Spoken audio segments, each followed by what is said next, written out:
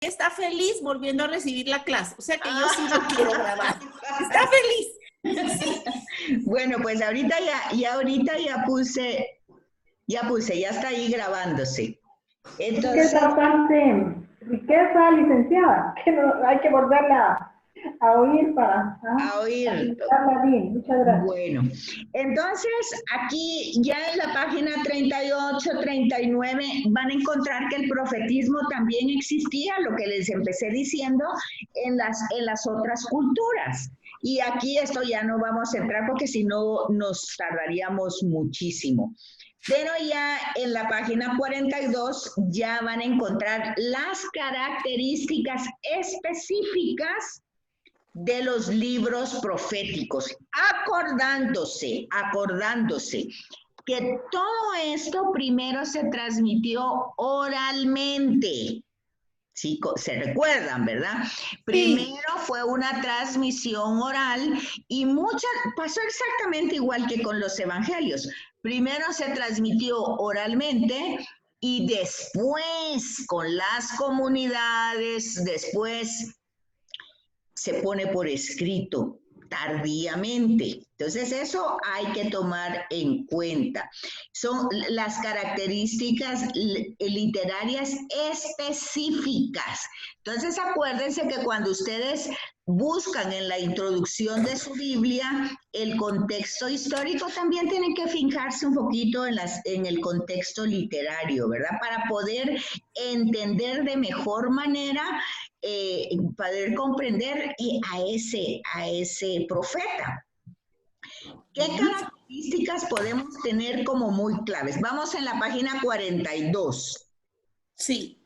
Entonces, no solo tiene el ministerio del profeta, que ya dijimos que no es una profesión de todos los días, sino es específica en momentos. A veces puede suceder que recojan solo el sumario. ¿Qué quiere decir? Que no cuentan ni la vida de él, ni la historia de él, ni nada. Solamente lo que dijo en los momentos especiales. Eso se llama sumario. O sea, una colección, ¿verdad? De lo que dijo y de lo que hizo. Y eso es importante para comprender los textos.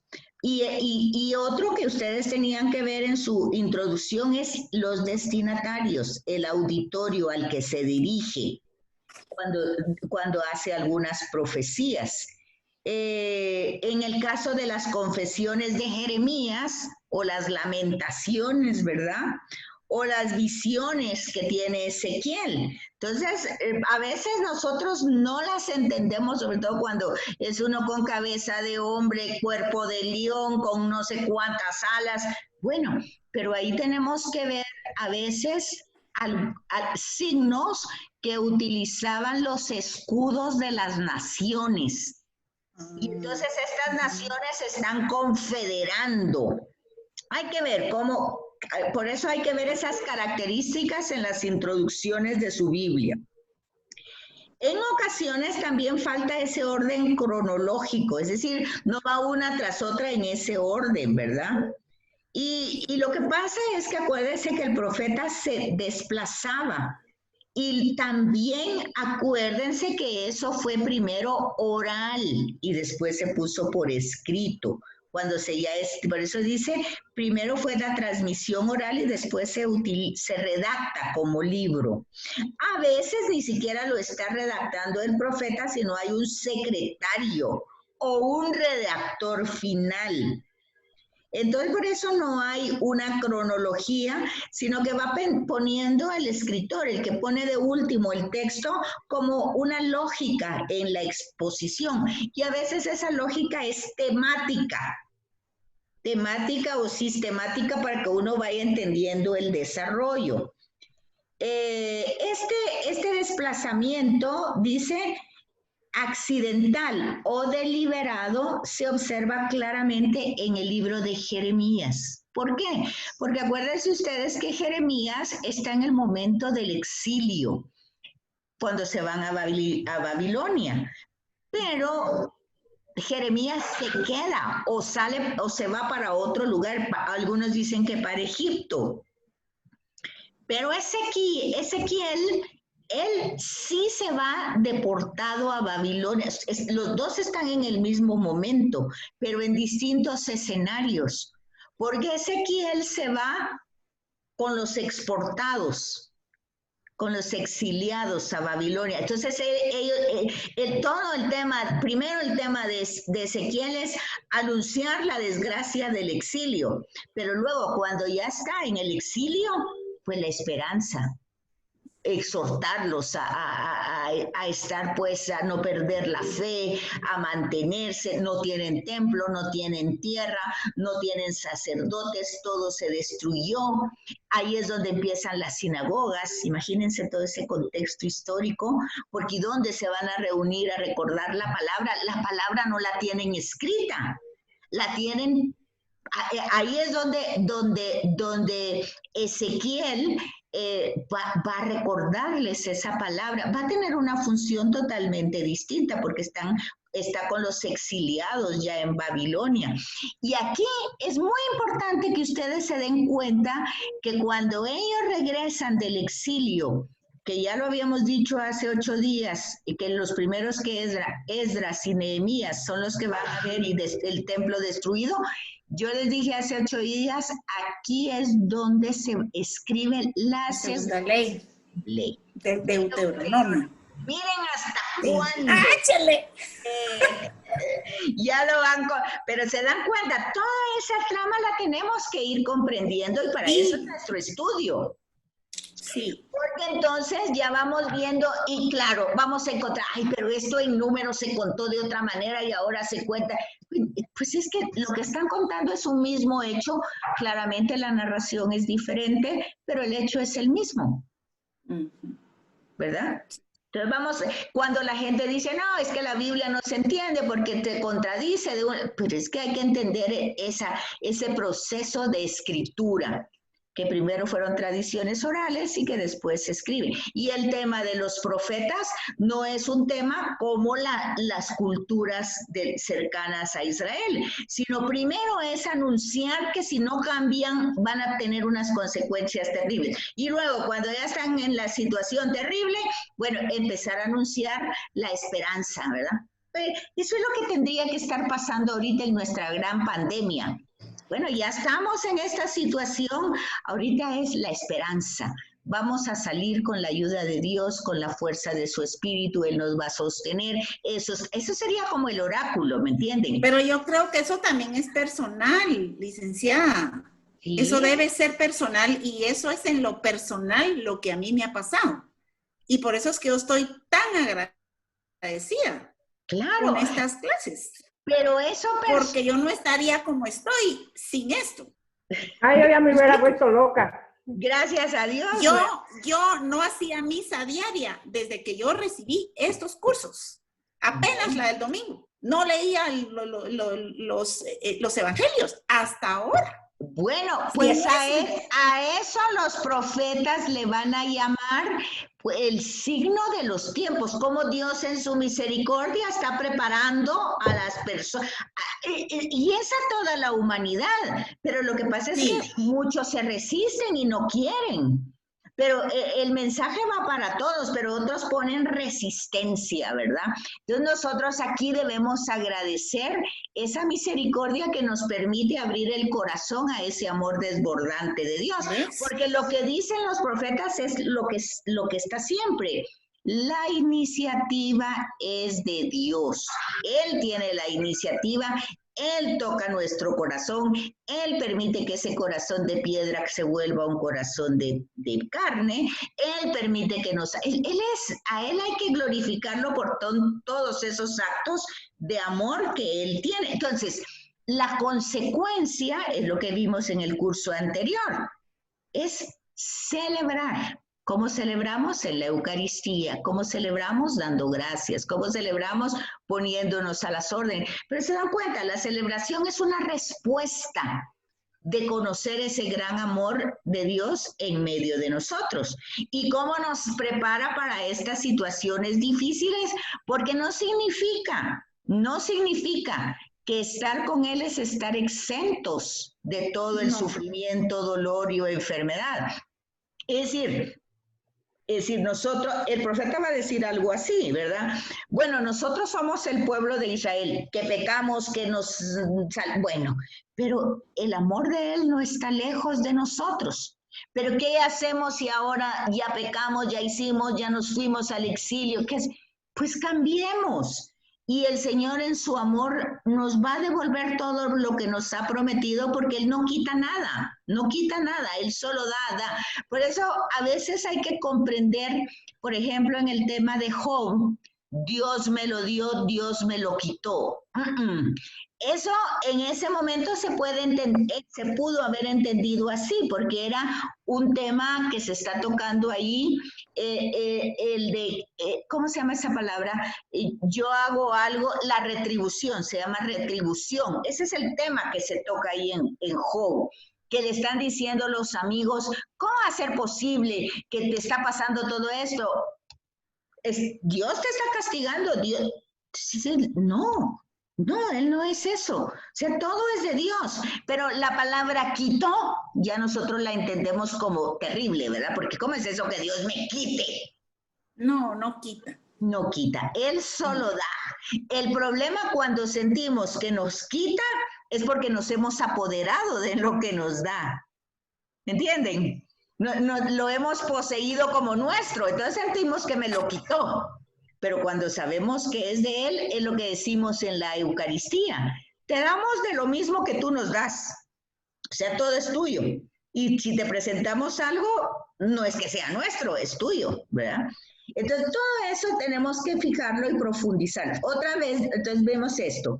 Otra característica, dice, de peculiar en el libro de los profetas, voy en la página 43, que es un poquito de dificultad en la comprensión, es el hecho de que recogen por escrito discursos u oráculos pronunciados oralmente, que eran exhortaciones o recriminaciones, con la existencia de diálogo. Es decir, esos oráculos eran diálogos y luego se ponen por escrito por solo una persona que las está pronunciando, ¿entiende? Cuando nosotros oramos, nosotros estamos hablando con Dios como hizo Abraham. Mira, Señor, lo que está pasando con Sodoma y Gomorra, mira cómo vas a destruir, que no se les diga tu nombre, si tú eres amor, ¿cómo va a ser eso? ¿Cómo vas a destruir? Entonces dice Dios, bueno, pues es que ellos no es culpa mía. Es la consecuencia que ellos, es un diálogo, ¿me entienden? Entonces, pero aquí a veces se va a presentar solo como no se va a presentar la parte del diálogo del profeta, como se presentó ahí con Abraham. O por ejemplo, como Moisés, cuando Dios le dice, ya, baja con tu pueblo, porque ya hicieron ahí un bacanal, ya están ellos en idolatría, y el pobre baja con las tablas y cuando mira, pues no tiene más remedio que romper las tablas porque él comprende, no, ahí está el símbolo, miren, del profeta. No hay alianza, se rompen las tablas. Dios quiere, pero el pueblo no quiere. Y después cuando ya no se oye a veces, pero ya Moisés les hace esa exhortación, miren ustedes malagradecidos todo lo que Dios ahí empieza, toda aquella cosa, ¿verdad? Entonces ya ellos dicen, bueno, sube otra vez con Dios para que nos perdone y entonces otra vez entonces el pobre vuelve otra vez a subir, ¿verdad? Y ya reconcilia esa. Eso es muy bonito, es ver cómo esa relación con Dios es un diálogo y Él en ningún momento quiere castigarnos, ni ponernos a prueba en nada. ¿Cómo va a ser eso? Pero entonces se da que nuestra necedad, ¿verdad? Y a veces dice aquí, en la página 43, el problema es que solo vemos ese oráculo, ya cuando se puso por escrito solo de una parte. No vemos esa amistad, esa relación, porque decíamos hace 8 días que lo que caracterizaba al profeta bíblico o de Israel es la intimidad, la íntima relación que tienen con Dios. Después del llamado, porque posiblemente antes cuando eran pastores, por ejemplo Amós tal vez no tenía esa relación, pero después de ese llamado pues la cultiva. Otras causas de la dificultad, dice, para entender la naturaleza parcial de la revelación hecha a los profetas, por lo que ofrecen enseñanzas o imágenes no acabadas. Es decir, ellos reciben como una, ya decíamos anteriormente, como una luz, ya sea por una visión, por un sueño, por algo que les aclara la mente, la inteligencia, pero es parcial, no es todo el contenido absoluto, ¿verdad? Son solo como ciertas imágenes. No sé si captan esa parte, pero esa parte es muy interesante, porque a nosotros nos pasa muchas veces cuando uno vea, y a veces es con los hijos, cuando uno dice, ayer soñé tal cosa y algo se me vino ahí, le voy a decir a mi hijo que tenga cuidado, algo. Nosotros tenemos esa como intuición. Pues ellos no lo miraban ni intuición, lo veían directamente como un mensaje que Dios les transmitía, pero no lo daban en una forma total. Y a veces ustedes van a ver la reacción en los mismos, ay, mi mamá ya solo pensando en cosas negativas o ya solo... Pero bueno, ahí está a veces, ¿verdad? A veces, por ejemplo, uno dice, ay, anoche soñé que te robaban el carro, por ejemplo. Ten cuidado, no lo dejes en cualquier lugar, paga aunque sea el parqueo, aunque te cueste, pero no lo dejes ahí, tal vez ahí está... Bueno, pues a veces el hijo dirá, bueno, mi mamá solo tonteras es, pero mejor le voy a hacer caso, no vaya a ser que pase, y paga, y claro, no pasó nada, ¿verdad? Pero no se sabe, no, es parcial, ¿me entiende? Es parcial, no sabe si pudo haber pasado o no pudo haber pasado.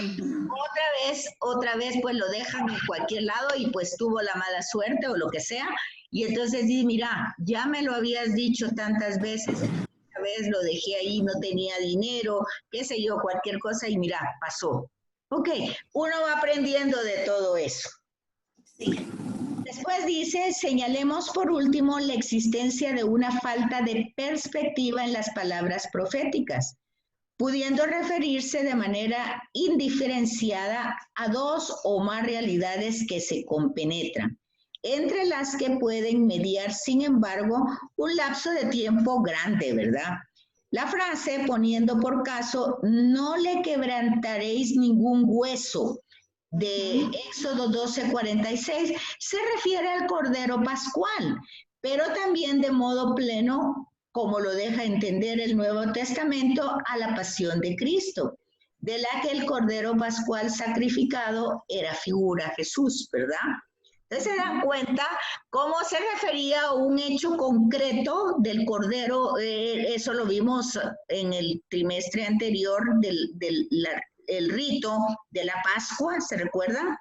Sí. Cuando vimos que eso era una práctica nómada, tuvo proceso histórico, después fue estacionaria y después fue la liberación de Egipto, pero ya en Jesús tuvo un sentido como... ya se ve como algo iluminador, ¿verdad? No le quebraron los huesos. Y ya vemos con Juan, este es el Cordero de Dios que quita el pecado. Entonces se van haciendo las conexiones. Entonces, ¿qué vemos aquí? ¿Qué es lo que nos tiene que quedar claro aquí? Que la escritura no la podemos leer. Ya eso lo hemos dicho muchas veces, sacando el texto del contexto. Tenemos que verla en conjunto. No podemos ver solo una parte. Por ejemplo, aquí estamos viendo los profetas, la elección. Hoy, en la misa de hoy de Natanael, vemos una característica extraordinaria de Jesús. Antes de que tú me vieras, yo te vi sentado bajo el árbol de trigo, ¿verdad? ¿Y qué era? ¿Por qué era no de trigo, sino de cómo se llama cómo se llama la fruta? Ay, se me olvidó el nombre de la fruta. Higuera. Sí, la higuera. De trigo, la higuera. Entonces, ¿cómo?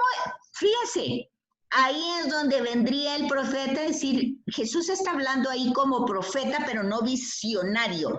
Jesús está ahí, Dios que tiene una mirada para su apóstol, en este caso, porque él va a ser llamado al apostolado, pero igual tiene una mirada para cada uno de nosotros. Dios que nos mira, que nos conoce desde antes que nosotros incluso lo conozcamos a Él. Dios que nos llama desde antes, porque ¿qué dice Natanael hoy? ¿Puede de Nazaret salir una cosa buena? Hemos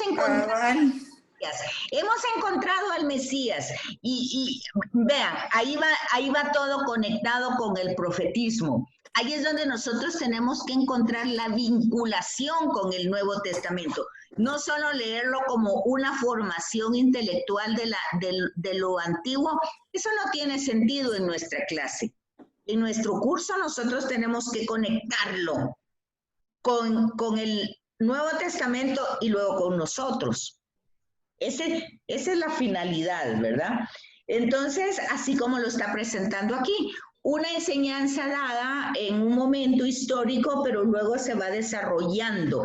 Y hoy Fray Nelson decía una cosa parecida, decía, no dejemos aislados nuestros momentos históricos, nuestros momentos fuertes.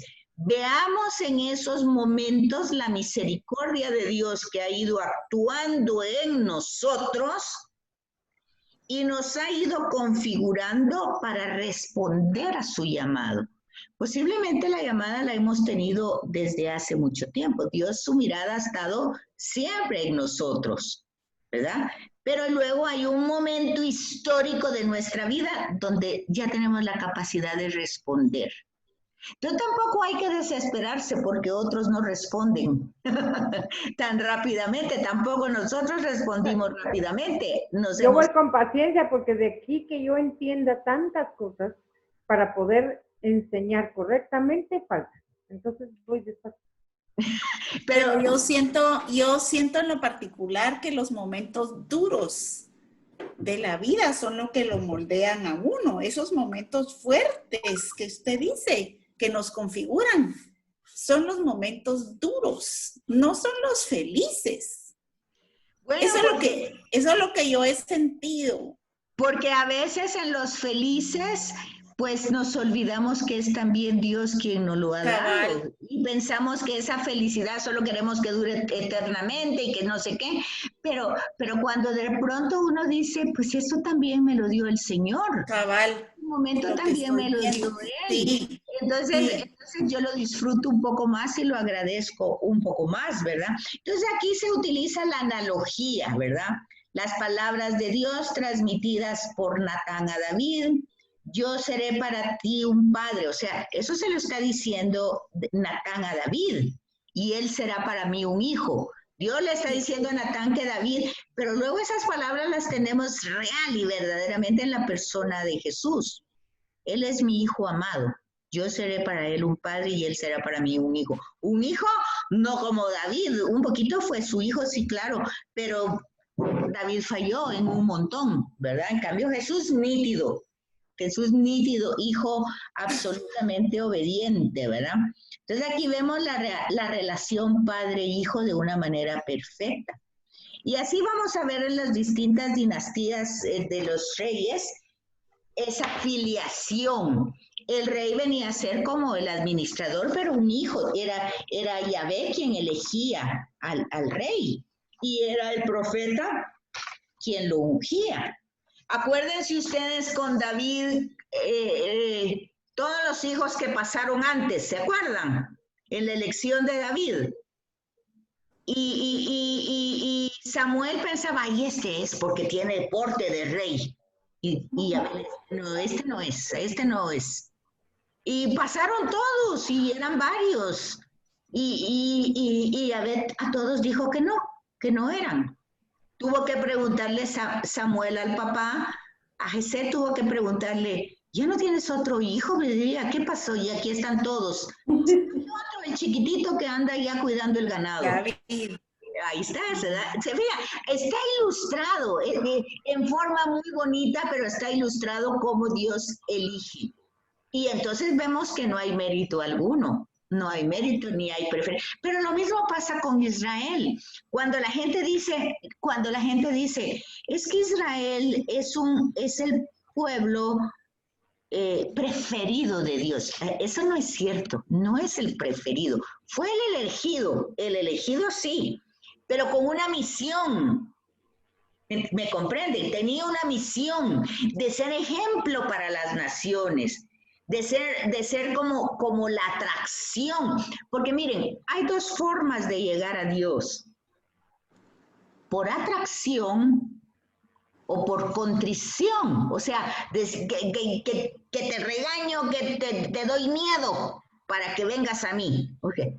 Entonces, a veces el profeta pues se asusta para ver si de alguna manera cambian, pero la forma ideal es por atracción. Entonces Israel estaba llamado a ser la atracción de las demás naciones. Igual que el discípulo, el seguidor de Jesús, está llamado, ya en el Nuevo Testamento ya no se llama por atracción, se llama por testimonio. Pero realmente es lo mismo, es decir, a nosotros nos tendrían que ver de tal manera que digan las otras personas si vale la pena seguirlo, porque de verdad a esta persona se le nota el seguimiento. Entonces yo quiero también, ¿me comprende? Esa sería por atracción. Pero a veces no funciona de esas maneras, ¿verdad? Bueno, entonces después de todo eso que ya entramos, teníamos los temas teológicos, que son los que ustedes tienen que ir encontrando en cada profeta, pero básicamente es la fidelidad. Vean una cosa, no es una fidelidad a la religión. Esto también ya lo explicamos una vez en el trimestre anterior. Religión es religado, ligado. O sea, bien pegado. ¿A quién? No a ritos, costumbre, eso ya lo vimos en el trimestre anterior. Eso sale como expresión, pero expresión de que yo primero estoy ligada a un ser, a una relación.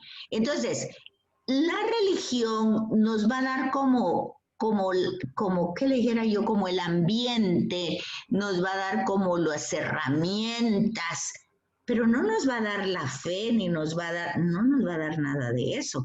Primero nosotros tenemos que habernos encontrado con ese personaje, con ese ser, y es que aquí es donde viene lo bonito de nuestra realidad. A Dios nadie lo puede ver, dice la Escritura. Pero Jesús va a decir, quien me ve a mí, ve al Padre. Nadie viene a mí si no es por el Padre.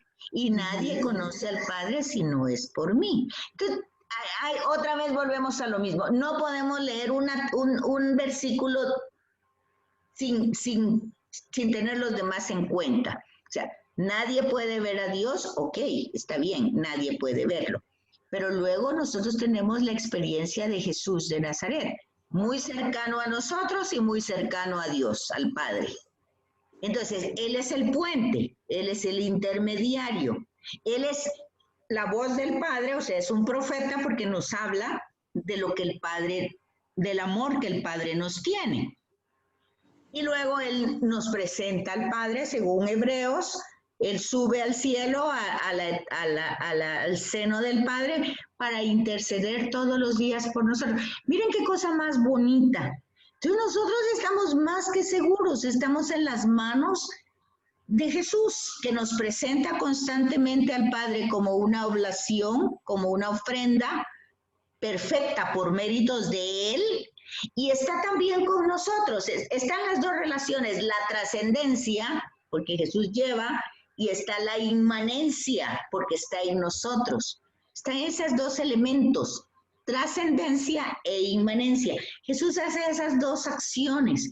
Entonces nosotros tenemos que estar cerca de Jesús, así como antes del tema de hoy, de la misa de hoy, del Evangelio, ha escogido Jesús a los primeros discípulos. Y entonces pregunta, Maestro, ¿dónde vives? Y Jesús dice, vengan y verán. Entonces, ¿dónde estamos nosotros, verdad? Si estamos conociendo, estamos en intimidad con ese maestro que nos mira, con ese Jesús que nos presenta al Padre, y entonces esa relación, pues es a través de Él. Todo eso, nosotros, es el tema de la fidelidad. Quien permanece en mí, y Jesús lo presenta de muchas maneras, la vid y los sarmientos permanezcan en mí. ¿Por qué? Porque Él permanece con el Padre. Entonces se va dando el tema de la raíz, el tronco y los sarmientos, ¿verdad? Entonces la fidelidad. El monoteísmo, que eso es lo que van a hablar los profetas, es decir, es un solo Dios. El mesianismo, es decir, ¿quién es Jesús? Pues el que va a darnos toda la novedad, nos va a recrear. Y ese es el tema del profetismo también en el Nuevo Testamento. Entonces es lo mismo, que esas son las características. Y ya con eso, pues ya si entramos, ustedes tendrían que ver un poco la parte histórica para entender que los profetas, eso está de la página, permítame, de la página 55 a, son poquitas páginas, solo son 3 paginitas, de las 55, de la 55 a la 60. El cuadro Muy bien. para que ustedes conozcan ahí a los profetas y en la historia que se desarrolla. Y ya hoy nos tocaba Amós y Miqueas, los 4 primeros, para que está Isaías también, pero Isaías no teníamos, solo lo que habíamos dicho, Amós, Oseas y Miqueas, que dijimos que íbamos a trabajar hoy, pero me faltaba esa parte para introducirlos. Bueno, nos quedan 5 minutos para que se acabe. Preguntas, dudas. Carolina está muy cansada. No, lo que pasa es que como no tengo mi libro, no tengo dónde ir, me pierdo. No, pero llevamos ese orden. Lo apunté y todo, pero ahí pero por buena gente, que es, o sea que no se preocupe. Es cierto, es cierto. Más cuando tengo qué linda, qué linda. Sí, yo sé que sí. Yo digo que hasta por el pelo parado, dice usted. No, miren, yo por eso me puse esas 2 colitas hoy, porque el pelo se me pone de este pelo cuando me lo lavo, entonces ya no se podía más tanta. Yo lo tengo larguísimo, creo que me voy a dar un tijeretazo un día de estos. Yo me hice las dos, dice mi hijo que parezco un pequinés, dice, pero ¿qué importa? Porque se me pone el pelo así. No importa, a mí no importa. Por lo menos estoy peinada, le dije yo hoy, porque me dice, sí, peinada y bañada. Lo que pasa, le digo yo, es que si me lavo el pelo y no me lo recojo, se pone así de grande, entonces no se esponja. Y después se me revienta porque se me enreda, se hace un problema. Entonces digo yo, no, ahí está, ahí que se quede. Así. Callado, Víctor. ¿Qué va? Mire, con una situación. Dígame, Carolina. ¿Por qué? Bueno, se aceptan todos los profetas anteriores en el Antiguo Testamento. Ajá. Pero ¿qué pasa?